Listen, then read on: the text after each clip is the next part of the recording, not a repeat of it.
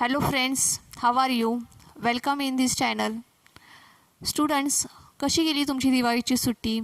I hope you all have really enjoyed this vacation. ठीक आहे. So after this vacation we are going to start the new chapter, that is kinetic theory of gases and radiation. हा आपण नवीन chapter चालू करत आहोत. पाचच्या टर्ममध्ये before the Diwali vacation आपण 4 चॅप्टर्स बघितलेले आहेत. रोटेशनल डायनामिक्स, त्याच्यानंतर आपण ऑसिलेशन बघितलेलं आहे, सुपरपोजिशन ऑफ वेव्स, अँड त्याच्यानंतर आपण बघितला होता मेकॅनिकल प्रॉपर्टीज ऑफ फ्लुइड्स. ठीक आहे. सो अशा पद्धतीने आपण आत्तापर्यंत एकूण 4 चॅप्टर्स कवर केलेले आहेत आणि आता ह्या टर्ममध्ये आपण सुरुवात करणार आहोत kinetic theory of gases and radiation ह्या चॅप्टरने. ठीक आहे. ह्या चॅप्टरचा आजचा आपला पहिला पार्ट आहे. So let us start to this chapter. Students, you know that in nature there are the 3 states of the matter. आपल्या नेचरमध्ये मॅटरच्या एकूण 3 स्टेट्स आपण बघितलेले आहेत. एक आहे सॉलिड, लिक्विड अँड गॅसेस. ठीक आहे. सो ह्या चॅप्टरमध्ये आपण मॅटरची जी 3rd स्टेट आहे गॅसेस, ह्याच्यावरती आपण कॉन्सन्ट्रेट करणार आहोत, ह्याचा आपण स्टडी करणार आहोत. ठीक आहे. स्टुडंट्स, तुम्ही स्कूल लेवलला काही लॉज देखील शिकलेला आहात. त्याच्यापैकी आहे Boyle's law, Charles law and Gay Lussac's law. असे तुम्ही लॉज बघितलेले आहेत. बॉइल्स लॉ, त्याच्यानंतर तुम्ही बघितलेला आहे चार्ल्स लॉ आणि गे-लुसॅक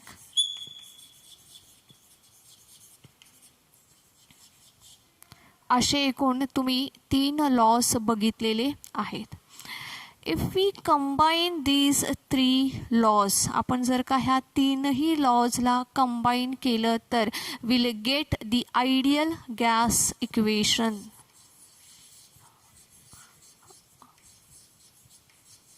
आयडियल गॅस इक्वेशन काय मिळतं आपल्याला? तर आयडियल गॅस इक्वेशन मिळतं. कधी? ज्यावेळेस आपण हे 3ही लॉज कंबाईन करतो त्यावेळेस. When we combine Boyle's law, Charles law and Gay Lussac's law, then we will get the ideal gas equation. आपल्याला काय मिळतं आहे त्यावेळेस? आयडियल गॅस इक्वेशन मिळतं. ठीक आहे. सो बिफोर प्रोसीड, पुढचा भाग बघण्यापूर्वी आपण हे लॉज काय आहेत ते एकदा रिवाईज करूयात. त्याच्यानंतर मग आपण आपल्या पुढच्या भागाला सुरुवात करूयात. ठीक आहे. सो सुरुवातीला आपण बघूयात बॉइल्स लॉ. काय सांगतो आपल्याला बॉइल्स लॉ?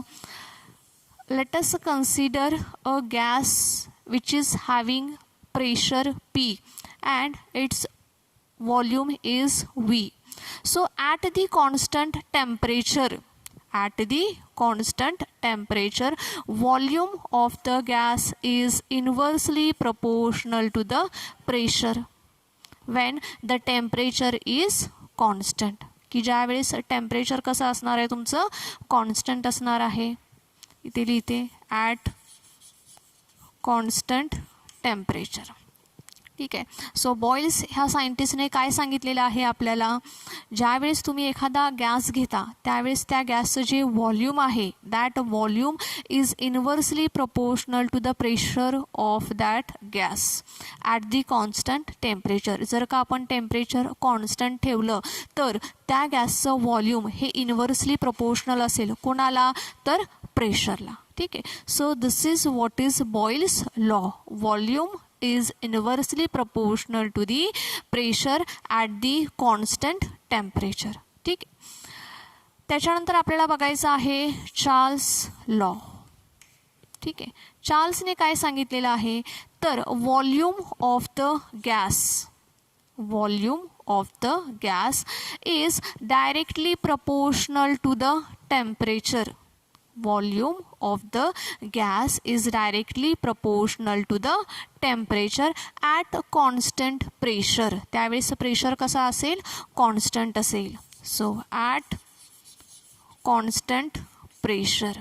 ठीक आहे. So volume is directly proportional to the temperature at constant pressure. ठीक आहे. हे आपल्याला कोणी सांगितलेलं आहे, तर चार्ल्स ह्या सायंटिस्टने सांगितलेलं आहे. The volume of the gas is directly proportional to the temperature at the constant pressure. ठीक आहे. त्याच्यानंतर गे लुसॅक्स हे जे सायंटिस्ट होते, ह्या सायंटिस्टने आपल्याला काय सांगितलेलं आहे, तर pressure on the gas is directly proportional to the temperature. Pressure on the gas is directly proportional to the temperature. Okay. At constant volume, त्यावेळेस व्हॉल्यूम कसं असेल, कॉन्स्टंट असेल, ॲट दी कॉन्स्टंट व्हॉल्यूम. ठीक आहे. सो हे एकूण 3 lodge आहेत. ठीक आहे. पहिला आहे बॉइल्स लॉ. काय सांगतो आपल्याला, तर volume is inversely proportional to the pressure at a constant temperature. ठीक आहे. चार्ल्स लॉ काय सांगतोय आपल्याला, तर volume is directly proportional to the temperature at a constant pressure. Gay Lussac's law आपल्याला काय सांगतोय, तर pressure is directly proportional to the temperature at a constant volume. If we combine these 3 laws, जर का आपण हे 3ही लॉज कंबाईन केलं तर व्हॉट वी विल गेट, आपल्याला काय मिळेल, तर we will get P V is directly proportional to the temperature. काय मिळेल आपल्याला, P V is directly proportional to the temperature. किंवा आपण काय म्हणू शकतो ह्याला, P1 V1 upon T1 is equals to P2 V2 upon T2. ठीक आहे. PV is directly proportional to the temperature आहे. ठीक आहे. डायरेक्टली प्रपोर्शनलचं साईन जर का नको असेल तर T हा इकडे डिवाइड होईल. मग काय होईल, P1 V1 upon T1 is equals to P2 V2 upon T2. ठीक आहे. म्हणजेच काय, तर तुम्ही हा जो लॉ आहे, हे जे इक्वेशन आहे, आयदर तुम्ही ह्या फॉर्ममध्ये लिहा किंवा आयदर तुम्ही ह्या फॉर्ममध्ये लिहा, दोन्हींचा अर्थ काय असणार आहे, एकच असणार आहे. So by combining these 3 equations, by combining these 3 laws, what we get, तर we get P V is directly proportional to the temperature. That means P1 V1 is upon T1 is equals to P2 V2 upon T2. ठीक आहे. So आपण फक्त हे वरचं equation आता सध्या consider करूयात. हे जे इक्वेशन आहे, हे इक्वेशन तुम्हाला प्रॉब्लेम सॉल्व करण्यासाठी उपयोगी पडेल. Now let us consider a mass which is having n number of molecules. So if we express this equation in terms of number of molecules, then what we'll get, we'll get PV is directly proportional to NT, where N is what, number of moles. N म्हणजे काय आहे, number of moles आहेत.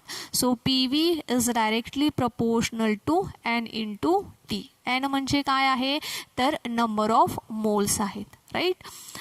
So पुढे काय मिळेल मग आपल्याला, P V is equals to N R T, where R is the proportionality constant. इथे आर म्हणजे काय आहे, कॉन्स्टंट ऑफ प्रपोर्शनॅलिटी आहे. ठीक आहे. So P V is equals to N R T. आता आर म्हणजे काय आहे, कॉन्स्टंट आहे. So this R is known as universal gas constant. ह्याला काय म्हणतोय आपण, युनिव्हर्सल गॅस कॉन्स्टंट. आणि ह्याचं व्हॅल्यू आहे R is equals to 8.314 joule per mole per kelvin. ठीक आहे. युनिव्हर्सल गॅस कॉन्स्टंटची व्हॅल्यू आहे 8.314 joule per mole per kelvin. ठीक आहे. So this is the universal gas constant आहे, त्याची व्हॅल्यू आहे 8.314 joule per mole per kelvin. N म्हणजे काय आहे, तर एन म्हणजे आहे number of moles, right. N म्हणजे काय आहे, number of moles. So this number of moles म्हणजेच काय आहे, तर मास ऑफ गॅस. त्याला आपण काय म्हणूयात, कॅपिटल एम म्हणूयात. ठीक आहे. अपॉन काय आहे, मोलर मास.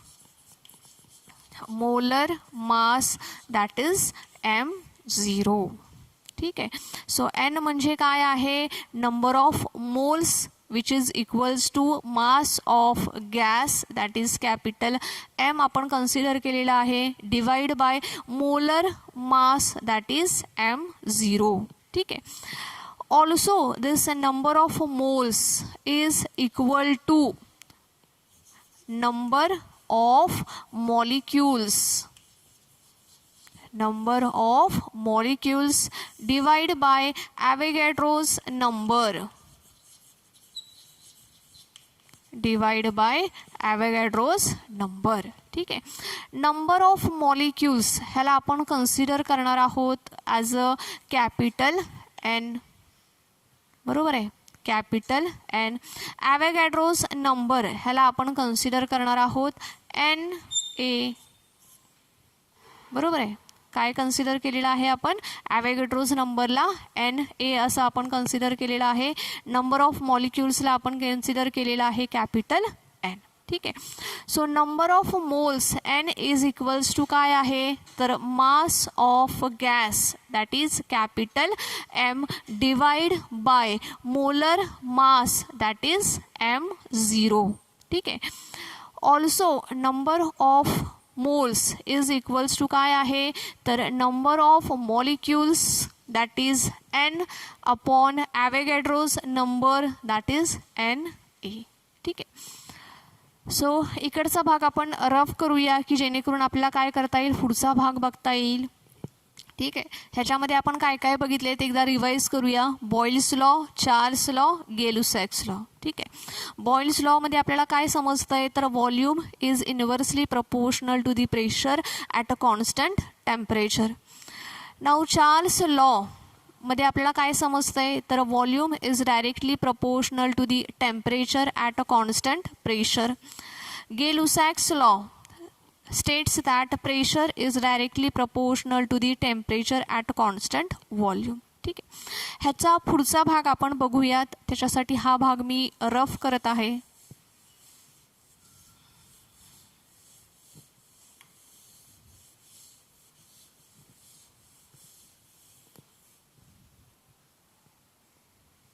बघा काय मिळाले आपल्याला, n is equals to m upon M0 which is equals to n upon NA.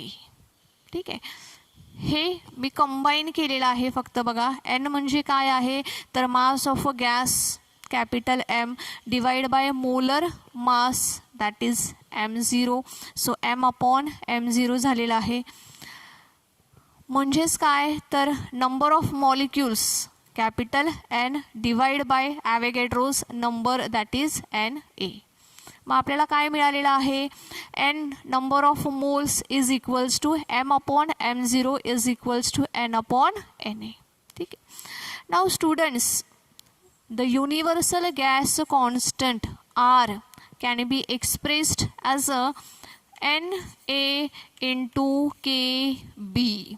NA into KB. The universal gas constant R is equals to NA into KB, where KB means what? It is the Boltzmann constant. KB म्हणजे काय आहे,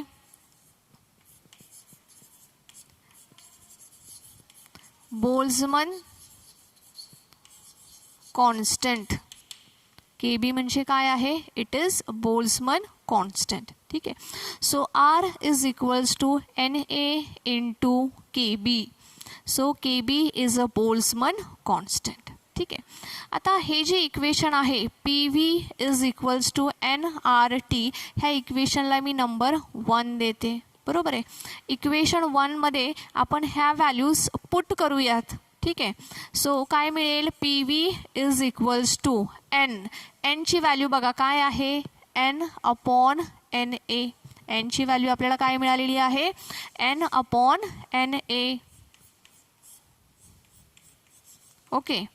P V is equals to काय आहे, N R T आहे. So एनची value आपल्याला किती मिळालेली आहे, एन अपॉन एन ए. अशी आपल्याला कशाची व्हॅल्यू मिळालेली आहे, तर आपल्याला ती व्हॅल्यू मिळालेली आहे स्मॉल एन, म्हणजेच काय तर नंबर ऑफ मोल्सची व्हॅल्यू मिळालेली आहे. राईट. त्याच्यानंतर आर. आरची व्हॅल्यू किती आहे, तर आरची व्हॅल्यू आहे बघा ह्या इक्वेशनमध्ये आर इज इक्वल्स टू काय आहे, एन ए इंटू के बी. ह्याला इक्वेशन नंबर आपण 2 देऊया. ठीक आहे. एन ए इंटू के बी. त्याच्यानंतर काय येईल, टी येईल. बरोबर आहे. त्याच्यानंतर काय मिळालेलं आहे आपल्याला, टी मिळालेला आहे. So P V is equals to N upon N A into N A K B into T. N A into K B. K B म्हणजे काय आहे, बोल्झमन कॉन्स्टंट आहे. ज्या टर्म्स ह्याच्यामध्ये कॉमन आहेत ह्या कॉमन टर्म्सला आपण कॅन्सल करूयात. So n a get cancelled. So we get P V is equals to काय मिळालेलं आहे, एन इंटू के बी इंटू टी. काय मिळालं आपल्याला, P V is equals to n k B into T. Right. So this is pressure volume is equals to n kb into t. ठीक आहे. पुन्हा एकदा आपण रिवाइज करूयात. काय आपण बघितलं होतं, तर Boyle's law, Charles law and Gay Lussac's law ह्या तीनही लॉजला when we combine these 3 laws we will get P V is directly proportional to the temperature. Right. So P V is directly proportional to N T. हे कधी मिळेल, when we express the mass of gas in number of moles. ज्यावेळेस त्या गॅसचा मास आपण number of मोल्समध्ये express करू त्यावेळेस same equation आपण कशा फॉर्ममध्ये लिहिणार आहोत, तर P V is directly proportional to N T ह्या फॉर्ममध्ये आपण ते लिहिणार आहोत. Right. So P V is equals to N R T where R is the proportionality constant. आणि ह्या कॉन्स्टंटलाच आपण काय म्हणतो, तर युनिव्हर्सल गॅस कॉन्स्टंट असं आपण म्हणतो. राईट. सो ह्या आरची व्हॅल्यू आहे 8.314 joule per mole per kelvin. ठीक आहे. तर ही जी व्हॅल्यू आहे ही व्हॅल्यू तुम्ही तोंड पाठ करून ठेवायची आहे. प्रॉब्लेम सॉल्व करताना किंवा MCQसाठी आन्सर इन 1 सेंटेन्ससाठी अतिशय महत्त्वाची व्हॅल्यू आहे. ठीक आहे. So the universal gas constant R is equals to 8.314 joule per mole per kelvin. ठीक आहे. आता नंबर ऑफ मोल्स म्हणजे काय, तर mass of gas let us assume capital M divide by molar mass that is M0. किंवा number of moles म्हणजे काय, तर number of molecules capital N divide by Avogadro's number that is NA. ठीक आहे. So ह्याला आपण combine फॉर्ममध्ये लिहिले बघा. Number of moles N is equals to M upon M0 which is equals to N upon NA. ठीक आहे. Now universal gas constant R is equals to काय आहे, NA इंटू KB. ठीक आहे. KB म्हणजे काय, तर बोल्झमन कॉन्स्टंट. आता हे जे इक्वेशन नंबर 1 आहे ह्याच्यामध्ये एनची व्हॅल्यू आणि आरची व्हॅल्यू ठेवायची आहे. बरोबर आहे. एनची व्हॅल्यू किती आहे, तर N अपॉन NA. आरची व्हॅल्यू NA इंटू KB. ह्या व्हॅल्यू बघा इथं ठेवलेल्या आहेत. N upon NA into NA KB into T.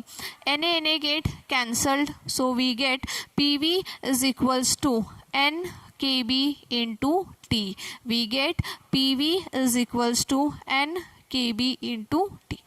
Now students, हे जे आपण लॉज बघतोय, Boyle's law, Charles law, Gay Lussac's law, all these gases, all these laws are valid for the real gases. हे जे सर्व लॉज आहेत हे व्हॅलिड आहेत. कोणासाठी व्हॅलिड आहे? तर these laws are valid only for the real gases. कोणकोणते laws? The Boyle's law, Charles law and Gay Lussac's law. हे जे सर्व लॉज आहेत हे सर्व लॉज व्हॅलिड आहेत. कोणासाठी? तर only for the real gases. आणि त्याच्यामध्ये पण कंडिशन आहेत. Only if the pressure is not too high. जर का प्रेशर खूप जास्त नसेल तर. And also temperature is not close to the liquefaction of that gas. जर का त्याचं टेम्परेचर हे त्या गॅसच्या लिक्विफिकेशनच्या जवळ नसेल तर then only these laws are valid for that gas. ठीक आहे. सो सर्वांच्या लक्षात येते Boyle's law, Charles law and Gay Lussac's law, these laws are valid only for the real gases. हे लॉ कोणासाठी व्हॅलिड आहेत? तर फक्त रिअल गॅसेससाठी. त्याच्यामध्ये पण कंडिशन्स आहेत. काय कंडिशन आहे? Only if the pressure is not too high. जर का खूप मोठा जास्त प्रेशर नसेल तर. And also the temperature is not close to the liquefaction of that gas. त्या गॅसचं जे लिक्विफिकेशनचं टेम्परेचर आहे ह्या टेम्परेचरच्या जवळ टेम्परेचर नसेल तर then only these laws are valid for that gas. ठीक आहे. Now PV equals to nRT. हे काय आहे? तुमचं आयडियल गॅस इक्वेशन आहे. PV is equals to nRT म्हणजे काय आहे? This is the ideal gas equation, right.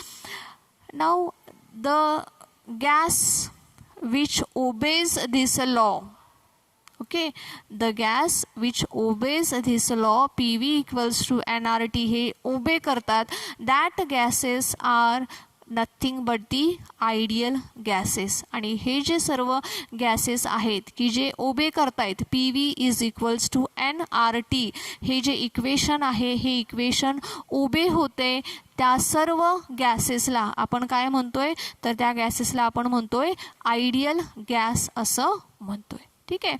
So have you understood students this? तुम्हाला हे सर्व समजलेलं आहे का? ओके. तर आजच्या भागामध्ये आपण इथेच थांबूयात. ओके. ह्याच्या पुढचा जो भाग आहे तो आपण आपल्या पुढच्या व्हिडिओमध्ये बघूयात. Thank you students. Have a nice day.